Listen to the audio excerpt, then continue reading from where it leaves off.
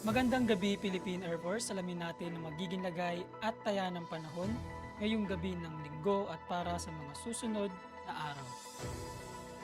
Para sa ating synoptic situation, patuloy na umiiral ang Intertropical Convergence Zone or ITCZ na makakaapekto sa Southern Mindanao.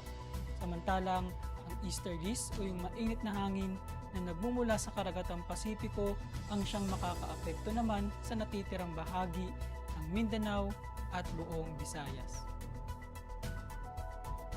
Dahil nga dito, asahan bukas sa Metro Manila at buong Luzon, pati na rin sa buong Visayas, ang bahagyang maulap hanggang sa maulap na kalangitan na may mga pulupulong pag-ulan, pagkidlat o pagkulog.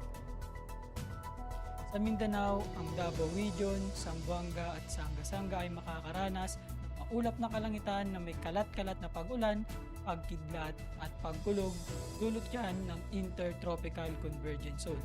Sa natitirang bahagi naman ng Mindanao, asahan ng mainit na panahon, bahagyang maulap hanggang sa maulap na kalangitan na may mga pulupulong pag-ulan, pagkidlat o pagkulog.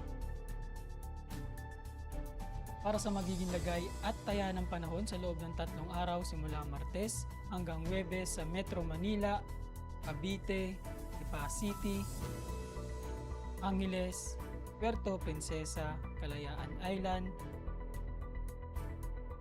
Mactan, Zamboanga at maging sa Davao, asahan ng bahagyang maulap hanggang sa maulap na kalangitan na may mga pulupulong pag-ulan, pagkidlat o pagkulog.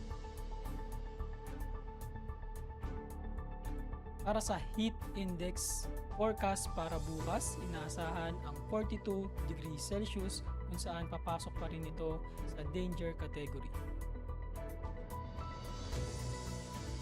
Lulubog ang araw mamayang 18:17 at sisikat bukas ng umaga ng 0528.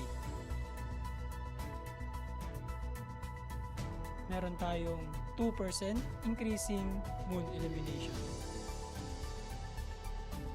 Para manatiling updated sa lagay at taya ng panahon, ipalo lamang ang Air Force Weather Center sa aming social media accounts.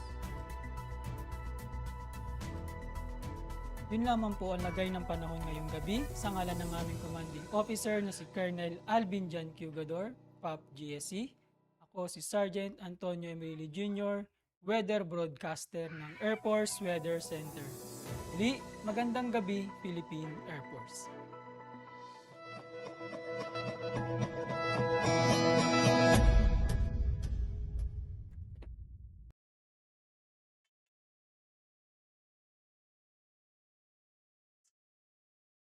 Bukas eh.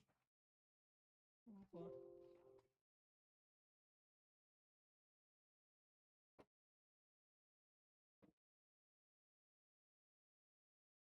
Mas okay pa yung mga cellphone natin.